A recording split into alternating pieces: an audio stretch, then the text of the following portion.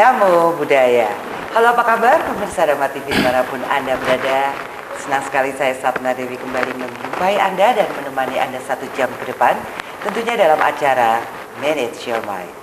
Mind it's not everything, but everything is come from mind. So, manage your mind. Jadi batin bukan segala-galanya, tetapi segala-galanya berasal dari batin kita.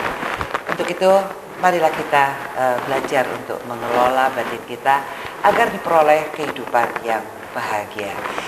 Baik, pemirsa Dhamma TV, pada kesempatan kali ini kita akan membahas satu tema yang sangat-sangat menarik dan penting sekali bagi pelajaran kehidupan ini, sehingga kita akan mendapat manfaat dari pengetahuan ini, yaitu mengelola pikiran agar sehat jiwa dan raga.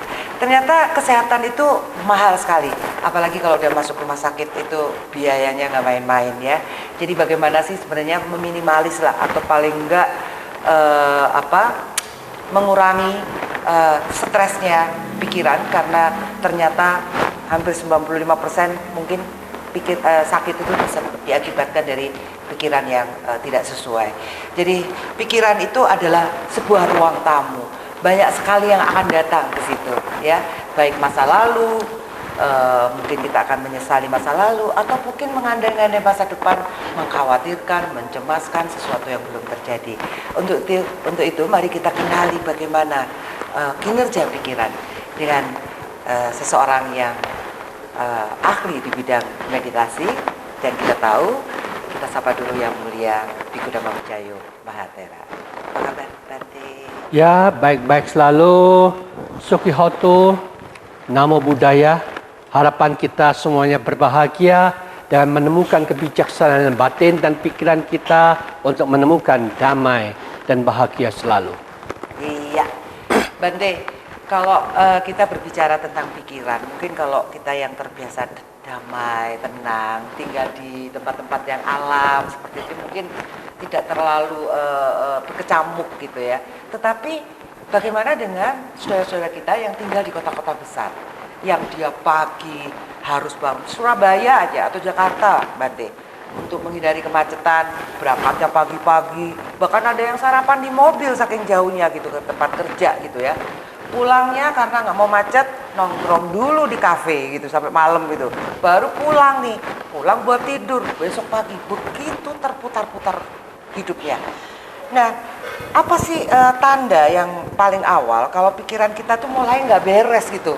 Padahal kita udah keputar nih, nggak berasa gitu, Bante, tidak berasa, dan akhirnya berdampak ke tubuh kita. Nah, itulah.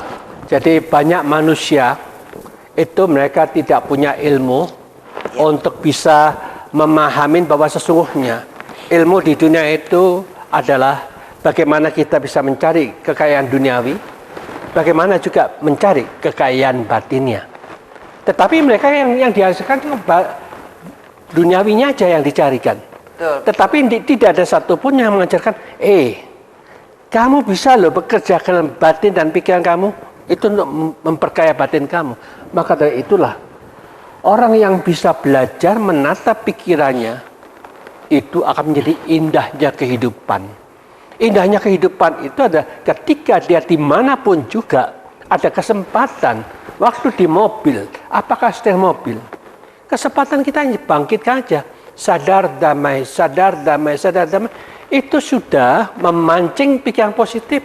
Di sanalah, di mana munculnya pikiran positif, kita bekerja mengumpulkan harta kekayaan terus-menerus. Sehingga kita tidak ada gelisah, tidak ada takut, tidak ada cemas. Demikian juga kalau kita tidak mengerti ini, pada satu saat, waduh, ini waktu sudah mepet, kena stopan, tok, wah, dilihat 1-2,5 menit lagi, aduh kan gitu ya. Maka itu ketika kita kena stopan itu, ingat, ciptakan keindahan. Kesempatan kita 2,5 menit ini latihan. Sadar, damai, sadar, damai. Itu dengan sistem seperti ini kita tidak pernah gelisah, tidak pernah takut, tetapi orang yang pandai memanfaatkan setiap detik, setiap menit, dimanapun juga, hanya ucapkan sadar, damai dalam pikirannya, atau Putho. Putho artinya sadar sempurna, damai sempurna. Di sanalah masalah yang dikatakan duniawi begitu banyak problema, tetapi kalau kita bisa sadar damai atau buddho terus-menerus, seolah-olah sudah terjadi keseimbangan. Jadi kita tidak akan mendapatkan penyakit dalam batin dan pikiran kita. Kalau kita terus gelisah, takut, cemas, gelisah, takut, cemas, bingung terus. Nah itu tanpa disadarin, hormon-hormon otak kita itu akan menciptakan hormon yang membuat kita sakit macam-macam nanti. Maka dari itu tidak sehat. Maka dari itu sehatkan dulu pikiran kita dengan energi positif, baru hormon yang muncul dalam pikiran kita itu hormon yang menyehatkan. Dengan cara inilah yang dikatakan umat Buddha adalah umat yang pandai mengolah pikiran dan pandai menggunakan waktu sebaik-baiknya, pandai pula menggunakan tubuh jasmani dengan efisien, tepat guna, tepat arah, dan itulah manfaatnya luar biasa yang mereka dapatkan. Oke, Bante, overthinking dan memikirkan solusi, ya. Bagaimana cara membedakan mana yang produktif? Satu contoh gini, Bante, pikiran negatif.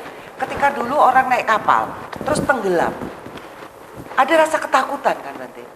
Nah, ketakutan itu kemudian melahirkan sebuah ide membuat pelampung misalnya, atau memberikan skoci misalnya. Itu kan berdasarkan dari rasa takut itu juga. Nah, bagaimana nih Bante situasi yang semacam ini? Apakah ketakutan itu sesuatu yang juga alami, atau kita nggak boleh takut sama sekali? Sebetulnya itu ketakutan itu menunjukkan kita masih belum punya kepandaian mengolah pikiran. Sehingga pikiran kita tidak begitu pandai, kita tidak tahu mana yang positif dan mana yang negatif. Akhirnya pikiran kita cenderungnya masuk ke negatif terus. Dan itulah namanya kebodohan kita sendiri yang membuat kita menderita. Tetapi kalau kita pandai mengolah pikiran kita, walaupun ada masalah yang penuh dengan ketakutan, bahaya, misalkan seperti perang di Timur Tengah, wah kita ada di sana. Nah, otomatis kita takut juga. Waduh, ini dibom terus, ini dibom terus. Kita pasti takut, tapi takut juga ada gunanya. Lebih baik dalam waktu mencari tempat perlindungan, ucapan Buddha. Jadi ketakutan diarahkan ke yang positif, otomatis yang negatif itu tidak begitu dominan, diperkuat dengan Buddha, supaya dia dominan, otomatis ini lemah, ini kuat. Ketika seandainya terjadi kita kena, no problem. Pikiran positif, gelombang menuju yang positif. Kita lebih happy di alam sana, tidak usah pusing lagi di dunia, kan selesai. Iya, Bante. Ini tadi yang saya katakan bahwa bentuk-bentuk negatif thinking atau pemikiran negatif itu justru menimbulkan, misalnya itu tadi orang jadi menciptakan pelampung gitu, Bante. Iya, betul. Maka itu ada bagusnya. Berenang ya. Tapi diarahkan kepada yang produktif berarti ya, pikiran negatif. Ya, harusnya begitu, produktif yang manfaat. Daripada kita tidak produktif, arahnya salah, membuat kita tambah menderita, ngapain? Itu kan bodoh kita sendiri. Baik, jadi intinya sebenarnya bagaimana menjaga pikiran kita tetap positif. Harusnya begitulah. Karena memang pikiran kita cenderung negatif. Memang itu dominasi lebih kuat ke arah negatifnya. Kenapa orang berpikir negatif? Apakah ketidaktahuan, ketidakmengertian, kurangnya pengalaman, kan bisa begitu Bante ya? Karena nggak pernah gitu, misalnya kita menuju suatu tempat yang kita nggak pernah tahu nih, pasti kan ada perasaan-perasaan seperti Nah, sekarang kita jujur aja, kita lihat aja dalam suasana kita itu, belajar dari suasana yang di lingkungan kita. Kalau lingkungan ini jelek, ini sana jelek, sana berita di TV jelek, koran-koran jelek, majalah jelek, banyak hal-hal negatif yang disebarkan di situ. Tanpa kita sadari, kita juga mengikuti kebiasaan masuk ke cemplung yang negatif karena sensasi itu mempengaruhi pikiran kita. Coba kalau kita lingkungan kita yang baik, misalkan tinggal di wihara, tiap hari baca parita meditasi, terus dia bimbing terus, semuanya baik, positif. Jadi tidak ada negatif yang muncul, otomatis itulah yang dikatakan secara umum manusia itu diisi oleh program-program tanpa mereka sadari negatifnya lebih dominan, otomatis kecenderungannya pikirnya ke negatif itu kuat. Kalau coba kita dibalik mulai sekarang, kita mengajarkan anak-anak dan rumah tangga kita semuanya, ayo baca parita pagi malam harus jalan. Pokoknya isa nggak isa harus jalan. Termasuk diktator ya, tetapi kan itu baik. Kalau tidak seperti itu, kita tidak ada konsep. Mau apa ini? gawe anak tok, nggak usah diarahkan anakku itu sakarmu. Akan salah ya. Jadi itu ya ketegasan dari pimpinan keluarga yang menentukan. Lalu cari dari semua agama itu ajaran yang mana yang lebih cocok, yang baik, yang sungguh-sungguh memotivasi. Ya. Maka itu harus doa yang punya makna, punya paham, punya pengertian, punya penjelasan yang sejelas-jelasnya dengan membiasakan kita ke arah positif itu, itulah yang menyebabkan dominasi negatifnya kurang, yang positifnya lebih dominan. Maka dari itu yang dominan inilah yang lebih menang. Kalau yang dominan negatifnya menang, kebanyakan seperti itu, dunia itu 95% banyak negatifnya. Jadi wajar kalau dunia itu masih kotor seperti ini. Oke, baik. Oke, nanti ada sebuah pertanyaan yang sangat menarik. Jadi jangan kemana-mana, kita akan teruskan satu ini.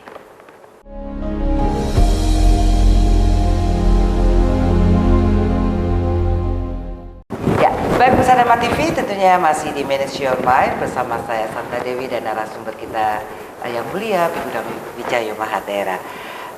Saya ingatkan bagi Anda nanti di segmen 4 akan ada meditasi bersama. Ini sangat penting ya, karena itu adalah saat perjalanan untuk mengenali diri kita sendiri. Itu saya rasa hal yang akan bermanfaat bagi kehidupan kita, dan itu adalah tanggung jawab kita sebagai manusia yang juga pelajar di dalam kehidupan ini. Maka siapkan diri nanti di segmen 4. Baik, Bante, setelah saya juga mempelajari berbagai macam agama ya Bante, menapak tilasi para nabi lah istilahnya yang seperti itu ya, dari Mesir, Israel, Palestina sampai ke Perancis tempatnya Lourdes itu ya, Ibu Maria yang menampakkan diri, ke India juga Bante. Saya menganggap bahwa begini, sebagai manusia kita bertanggung jawab terhadap ajaran yang dapat untuk kita menemukan tujuan hidup kita. Masalahnya adalah kita ini sejak lahir ya Bante, kita lahir misalnya di agama A, di kotak di sini. Kita kayak nggak boleh belajar yang lainnya, dicurigai nih kalau belajar yang lainnya. Padahal setahu saya waktu keluarga saya ibu mempelajari agama Buddha, bahkan Bante mengatakan gak perlu pindah agama, cukup itu dan pelajari ajaran ini. Apakah itu sampai sekarang seperti itu? Tidak harus berpindah agama, tetapi ajaran ini memang bisa memberikan pencerahan. Sesungguhnya ajaran Sang Buddha itu sebetulnya sangat simpel, sangat dekat di dalam diri kita. Tidak luput oleh waktu. Dulu, sekarang yang akan datang tetap sama. Karena yang diajarkan tadi sudah saya katakan, bahwa itu hanya mengajar bagaimana kita pandai mengolah mata kita, telinga kita, hidung kita, mulut kita, tubuh kita, dan pikiran kita. Supaya kita tahu cara menggunakan tata kelola dengan jelas dan terang, itu transparan. Kalau kita banyak segi negatifnya yang masuk, kamu beragama apapun juga pasti tetap kotor dan jelek. Tetapi yang dimasukkan yang positif, yang berguna, yang bermanfaat. Akhirnya apa? Tiongkok yang majunya luar biasa. Karena dia fokusnya bagaimana? Hanya untuk kepentingan duniawinya aja. Materi dikembangkan, semuanya fokus dengan usaha, perhatian, konsentrasi ke sana. Dari maju luar biasa. Maka dari itulah yang dikatakan, kita beragama atau tidak agama itu kan kita sudah dikasih penilaian dari semua negara. Jadi kita negara yang merdeka, kita bebas memilih, bebas menentukan. Karena sekarang ini tidak bisa mereka untuk menjajah seperti dulu. Ya. Mereka bisa buka melalui YouTube lah, macam-macam itu sudah terbuka semua. Ya. Dengan adanya internasional seperti ini, teknologi seperti ini, jadi mereka sudah tidak bisa menipu lagi muridnya untuk ditakut-takutin lagi. Jadi mereka lebih mengerti agama Buddha gimana, Kristen gimana, Katolik gimana, Islam gimana, Hindu gimana. Dia bisa belajar di situ semua. Jadi dengan demikian kita jangan mau dijajah oleh siapapun juga. Kita punya bebas untuk menggunakan yang terbaik.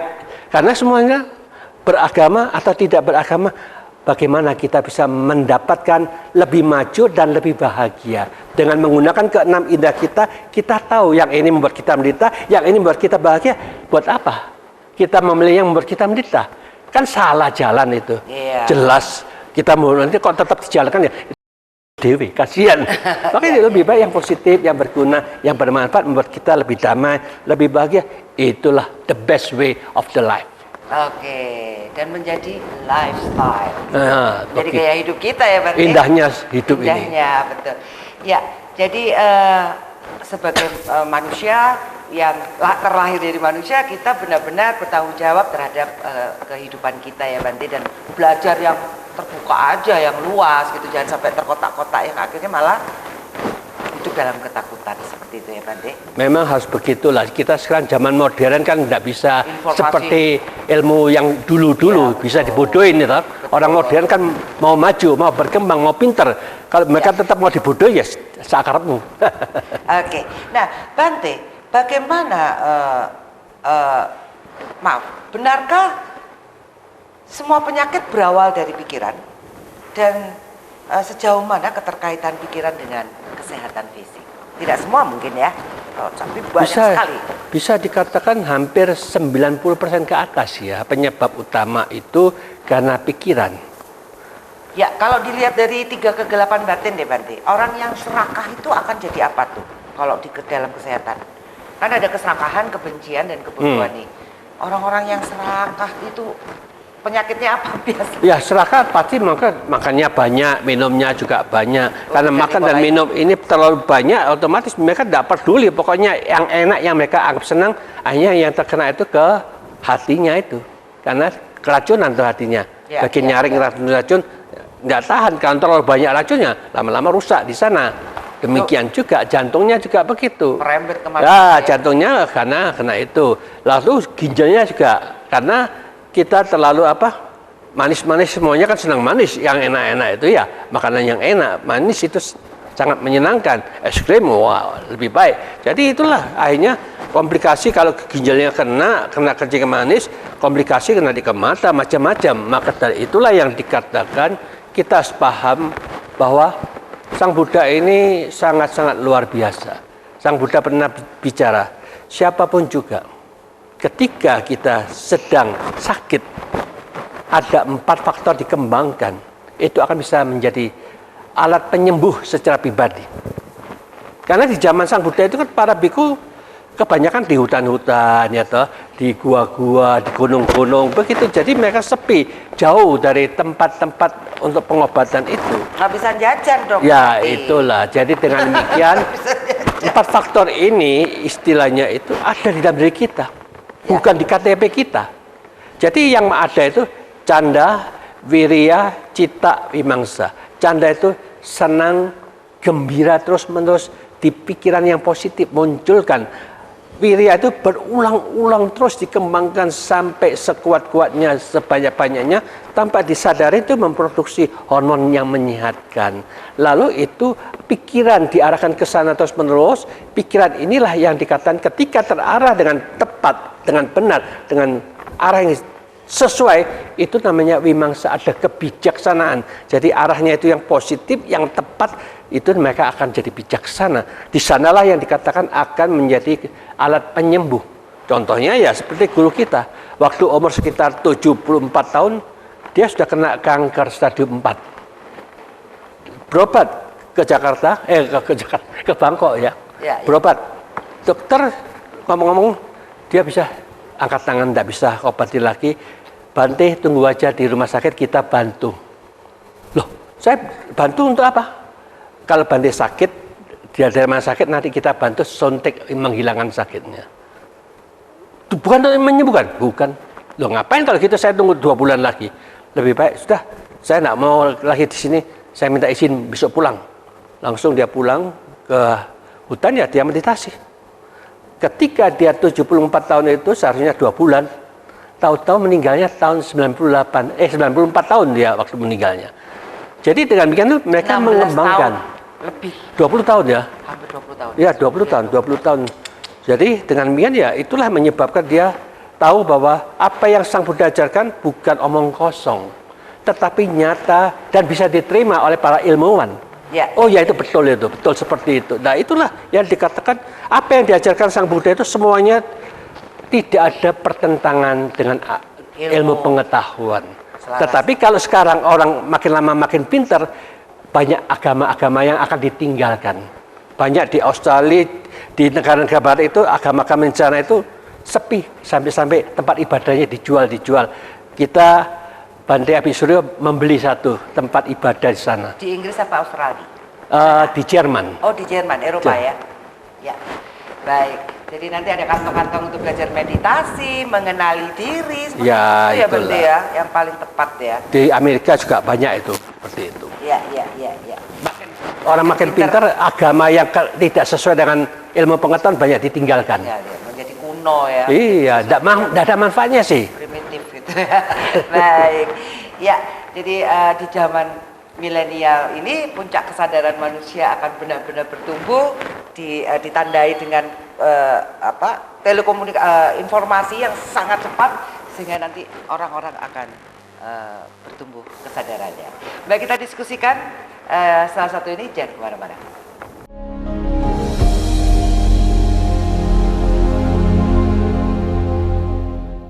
Baik, Pemirsa Dharma TV, kita lanjutkan di segmen 3 dan temanya tetap yaitu mengelola pikiran agar sehat jiwa dan raga. Jadi itu tadi kaitannya Bante antara pikiran negatif dan pikiran positif yang akhirnya mempengaruhi kelenjar ya di dalam tubuh kita ya. Kelenjar ini menghasilkan hormon dan hormon inilah yang merawat organ-organ tubuh kita. Seperti itu kaitan urutannya. Jadi penyakit itu nggak tiba-tiba datang kan berarti Bante? Tiba-tiba sakit kanker, tiba-tiba berarti ya. Itu dari akumulasi. Iya, sedikit demi sedikit mereka kumpulkan itu yang membuat penyakit toh. Kalau mereka mulai sekarang itu sedikit demi sedikit untuk menetralisir penyakit itu, otomatis lama-lama akan sembuh kan begitu. Oke, tetapi itu tadi dari seorang Bante, guru besar Biku, bahkan sudah kanker stadium 4 pun. Iya. Beliau bisa memperpanjang usia yang katanya cuma 2 bulan menjadi 14 tahun. 20 tahun. 20 tahun lebih panjang gitu ya Bante. Ya. Ini akibat apa Bante? Karma buruk, karma baik yang berbuahkah? Apakah benar-benar dengan meditasi beliau bisa memperpanjang kaitannya? Itu kalau dia seperti ini kan sudah jelas dia mengikuti cara Sang Buddha tuh. Ya. Bagaimana kita bisa membangkitkan energi senang, gembira dan bahagia terus menerus? Itu diulang berkali-kali dengan penuh semangat. Betul. Semuanya dipermainkan dalam pikirannya sendiri dan terarah dengan tepat ke situ menerus-menerus. Di sana lain katakan kekuatan yang super dahsyat 4 faktor itu dikembangkan, wah, menjadi laser. Menembak musuh-musuh yang berbahaya itu dihancurkan semua. Seperti itulah. Iya, Bante. Nyun sewu, mohon maaf. Ketika Bante itu terkena kanker, apakah sebelumnya beliau tidak melakukan 4 hal itu sebenarnya? Ya, istilahnya dia sudah merasa sudah cukup lah, sudah mendapatkan bebas dari semua penderitaan kan, masa ngapain lagi mau diperjuangkan. Ketika dia tahu sakitnya itu begitu berat, barulah dia menggunakan apa yang Sang Buddha ajarkan ini supaya dia bisa memberikan manfaat banyak orang ya, gitu aja. Ternyata di atas ilmu masih ada ilmu. Maksudnya kayaknya kita nggak berhenti belajar ya Bante ya. Tidak pernah berhenti belajar, bahkan seorang guru besar pun harus lebih belajar lagi. Ya itulah jadi istilahnya kalau kita perhatikan sejak 2600 tahun yang lalu itu Sang Buddha itu memahami semua ilmu di alam jagat raya ini. Tapi yang diajarkan itu segam di hutan itu. Iya, betul. Diajarkan inti poin yang paling penting itu aja yang diajarkan. Jadi yang alami sendiri gitu ya. Iya, itulah harus dihadapin sendiri untuk membuktikan kebenaran itu. Kalau kita tidak pernah menjalankan, tidak ada prakteknya, ilmu kita itu kosong punya. Sekedar teori. Jadi kita bukan hanya ngajarin untuk percaya, mengajarkan bagaimana kita menjalankan, melaksanakan, mempraktekkan supaya kita sungguh-sungguh dapat manfaat gitulah. Kalau kita hanya ngomong-ngomong tapi harus percaya. Wong awake dhewe enggak dapat manfaat. Bagaimana mau dapat manfaat. Manfaatnya bagaimana? Sang Buddha katakan, sudah mencapai ketenangan jana keberapa kamu sekarang? Iya ya, pikiranku masih bingung terus. Banyak yang dipikirkan, kan berarti belum ada sedikit pun ketenangan batinnya. Bagaimana dia dapat manfaat dari agama itu? Maka itu kalau dia meditasi, meditasi itu ternyata meningkatkan untuk mendapatkan manfaat. Bagaimana kita bisa masuk jana pertama, nanti berkembang lagi jana kedua, terus sampai jana yang ke-8. Jadi dengan tahu ini loh, kekayaan batin itu ada tingkatan, 8 tingkatan. Orang-orang kaya di dunia kan juga ada yang kaya secara biasa-biasa saja, yang sedang-sedang, yang lebih kaya lagi, yang terkaya juga ada. Jadi seperti itulah agama Buddha itu mengajarkan seperti itu. Kamu mau kaya yang tertinggi ya, belajarlah, latihlah dengan sungguh-sungguh supaya kamu bisa menemukan berlian yang berharga muncul dan berkembang. Tidak ada pengotor lagi, terang benderang muncul dan batin dan pikiran, itulah yang terkaya. Ya. Dan seorang Siddhartha Gautama ketika menjadi Buddha telah mencapai puncak duniawinya, kata beliau ini, Pak. Ya, beliau sebelum jadi Buddha aja sudah hebat loh. Dikatakan orang yang terkaya di dunia itu waktu itu, di istana semuanya ada. Otomatis terkaya, sudah happy luar biasa secara duniawi. Tapi dia masih ada kurang ini. Dia cari lagi. Akhirnya dia menemukan ada kekayaan yang luar biasa dalam batin dan pikirannya. Dia menemukan, tapi tidak disimpan untuk dirinya sendiri. Dia mengorbankan. Coba kita pelajarin 6 section tiap hari itu, dia tiap session itu kita 3 jam mengajarkan. Itu 18 jam loh seharinya dia mengajarkan itu, demi untuk memberikan tahu, ini loh caranya kamu bahagia, ini loh caranya kamu bisa kaya dalam batin kamu. Tapi dia tidak perlu mendapatkan bayaran kok waktu itu. Enggak dapat itu? Iya. Tidak ada bayaran apa-apa. Dia sungguh-sungguh mengajarkan. Mau dikasih istri juga enggak beristri. Oh, ditolak. Harta udah kaya gitu. Ya wis gak payu kabeh wis duniawi gitu ya, remeh-temeh itu. Ya Bante. Jadi, Bante, bagaimanapun juga secara realistis lah, kita semua ini harus juga cukup ketika kita hidup, ya kan Bante? Nah, bagaimana? Katanya sih duniawi dan spiritual itu berbanding terbalik nih. Gitu. Kenapa duniawi ini mencari, menggenggam, ya kan? Kalau spiritual akhirnya melepas gitu, pelan-pelan kan Bante. Dilepas kan Bante. Yang satu genggam, satu ngelepas gitu kan. Nah, jalan tengahnya itu menurut Bante itu bagaimana sih Bante? Ya itulah seperti apa yang Sang Buddha katakan, jalan tengahnya itu kan kita harus tahu apa itu samadhi. Di dalam samadhi itu kita bisa digunakan ke duniawi, ini juga bisa digunakan ke spiritual kita. Usaha yang benar. Nah, usaha yang benar ke duniawi, apapun yang bisa mendapatkan income untuk diri kita, kita jalankan. Lalu perhatikan ke sana untuk income-nya selalu mengalir ke kita. Fokus juga ke sana, itu jadi otomatis ke income itu akan terus kita masukkan. Akhirnya juga begitu. Kalau kita berusaha untuk memperhatikan pikiran terus-menerus supaya bisa tenang, bisa damai, bisa kaya batin kita, tidak menderita, itu gimana? Ini kan perlu diusahakan, diperhatikan, dikembangkan, difokuskan untuk bisa menemukan ketenangan, kedamaian yang sungguh-sungguh. Disinilah yang katakan, dimanapun juga, kalau kita bisa mengisi pikiran dengan energi positif, ucapkan sadar damai dimanapun juga, di sanalah yang dikatakan, sambil kita bekerja secara duniawi, menjaga toko misalkan, ngepel, potong-potong rumput, dan kerja di sawah, sambil bekerja tubuh jasmani, pikiran bekerja, sadar damai, atau puto. Otomatis di sini lain katakan harus seimbang. Di dunia kita kerjakan, di dalam batin juga kita laksanakan. Dua-duanya kita jalankan. Itulah yang namanya dunia kaya, batin kita juga kaya. Itu aja. saya melihat Bante sendiri, Bante tidak juga. Nah, ini kalau nggak bisa berbisnis Bante, bisa jadi biku nggak? Kalau nggak bisa berbisnis? Ya, mereka mau datang dipersilakan. Oke, kita tidak ada larangan siapapun juga yang mau melatih datang ke wihara dipersilakan. Tidak ada larangan, tidak ditanya agamamu apa, tidak ditanya KTP-mu apa. menurut Bante, berapa sih usia yang layak lah ya, maksudnya di dalam hidup kita sebagai manusia Bante, yang masih bisa bermanfaat, yang paling tua, setua apa kita Bante? Ya memang serba sulit ya. Kalau kita di zaman Sang Buddha itu kan Sang Buddha pernah ada melihat orang dulunya dia kaya raya karena dia salah jalan, akhirnya jadi pengemis di waktu tua-tuanya. Akhirnya Sang Buddha memberikan, seandainya orang kaya ini dulu umurnya sebelum 20 tahun dia masuk jadi biku, 20 tahun itu, umur 20 itu dia nanti sudah mencapai kesucian yang pertama. Karena dia masih sibuk dengan duniawi, nanti umur 20 lebih dia jadi biku, nanti umur 40 dia mencapai kesucian yang ketiga. Kalau ini masih sibuk ke dunia ini, belum mendapatkan kesucian sama sekali, nanti ketika dia sadar 40-an lebih jadi biku, nanti umur 60 dia mencapai kesucian yang kedua dan ke-1 terus. Dan demikian ketika dia sekarang ini sudah 60-an lebih, sudah tidak ada obatnya lagi.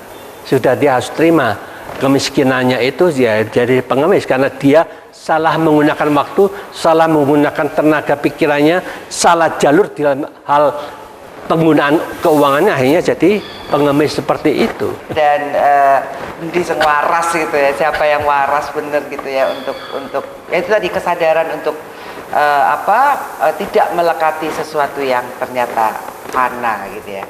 Dan kemudian perjalanan spiritual bisa dilakukan pada saat kita juga tapi begini Bante, setelah memahami kehidupan ini ternyata ya hidup secukupnya aja Bante, nggak berlebih-lebihan akhirnya gitu loh. Apa sih gitu loh, rumah ya nggak bikin yang magrong-magrong kayak istana gitu ya, enggak gitu, yang penting ya tidak kehujanan gitu. Lebih sederhana lah cara berpikirnya, kehilangan keserakahan mungkin ya. Ya itulah, jadi kalau kita lihat apa yang Sang Buddha ajarkan itu sudah habis. Ya otomatis itu kesederhanaan itulah sumber kebahagiaan bagi kita. Santuti paramangdhana, di dalam hidup sederhana puas dengan apa adanya, itu sesungguhnya kekayaan batin yang sesungguhnya. Terima kasih Bante. Ya kita sudah harus sampai di titik itu ya, sahaja secukupnya. Siapkan diri untuk bermeditasi dan tentunya kita akan ketemu setelah yang satu ini.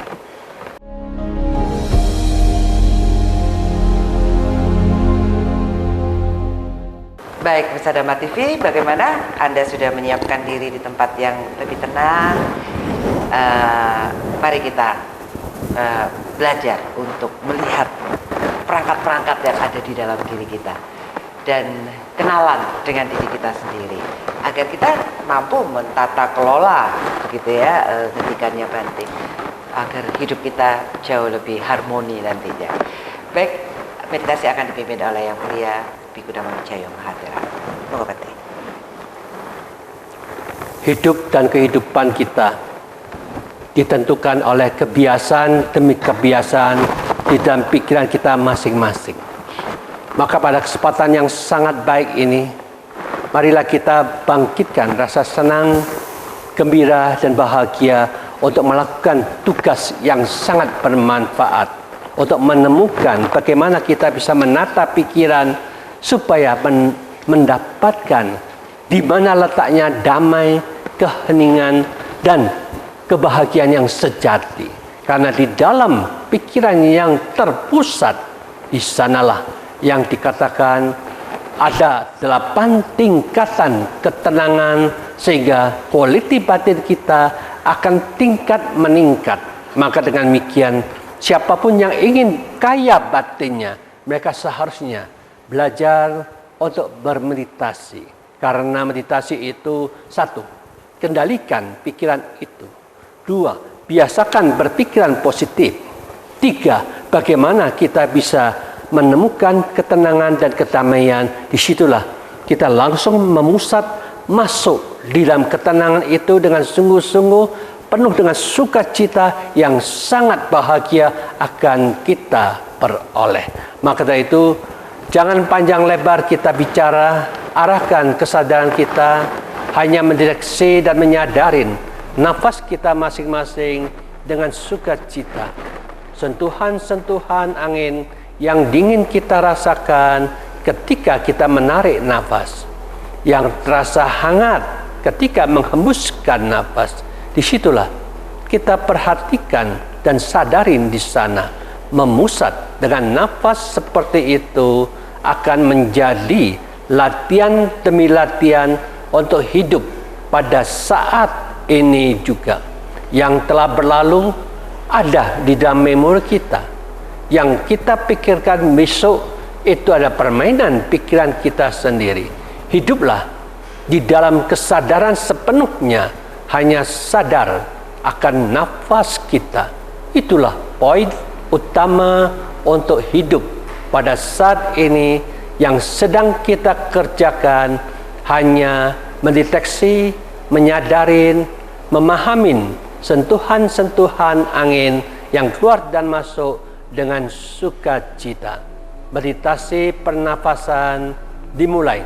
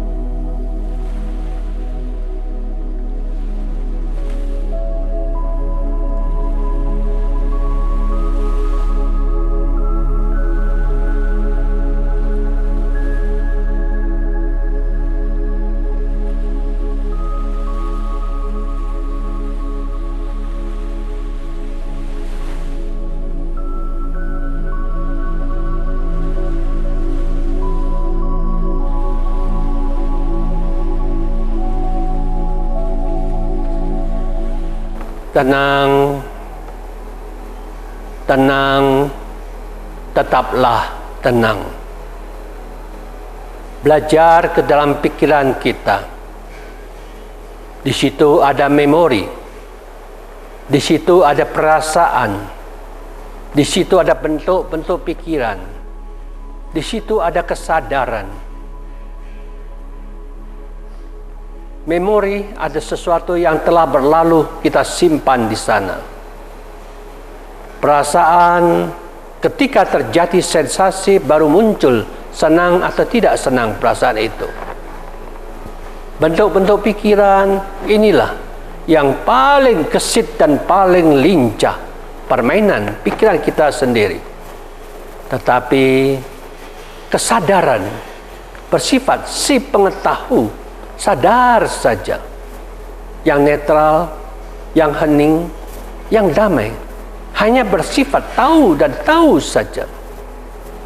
Belajarlah untuk menganalisa dengan berani dengan jujur, disitulah kita akan memahami diri sendiri dengan nyata, jelas, terang, dan tidak diragukan lagi.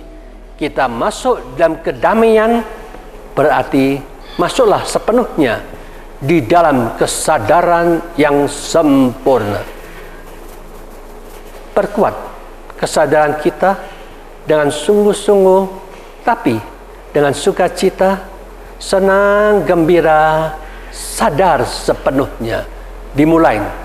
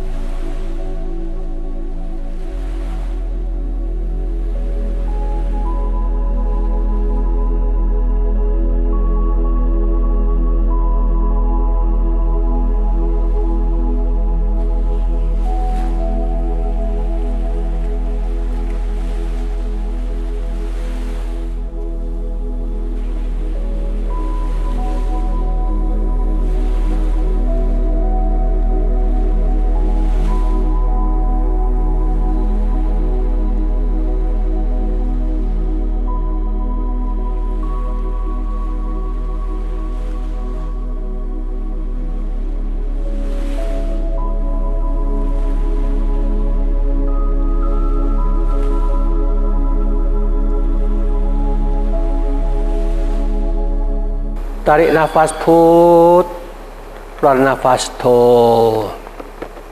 Tarik nafas put, keluar nafas to.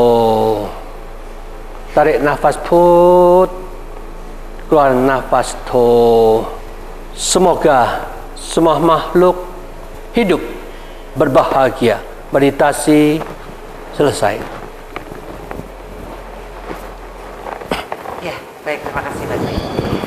Pemirsa Dhamma TV, mungkin 10 menit kurang, Anda bisa tambahkan di latihan-latihan berikutnya 20 menit, atau mungkin 30 menit, atau mungkin sejam jika ada waktu. Tetapi harapannya bahwa suasana yang nyaman, damai, tenang ini bisa menjadi gaya hidup kita sehari-hari, menjadi meditatif, menjadi menghadapi apapun dengan jauh-jauh lebih tenang. Semoga manfaat dan tentunya berguna bagi perjalanan hidup kita. Saya Satna Dewi beserta kru Dhamma TV mengucapkan banyak terima kasih. Mohon maaf jika ada salah kata. Semoga semua makhluk hidup berbahagia. Sukihoto, Namo Buddhaya.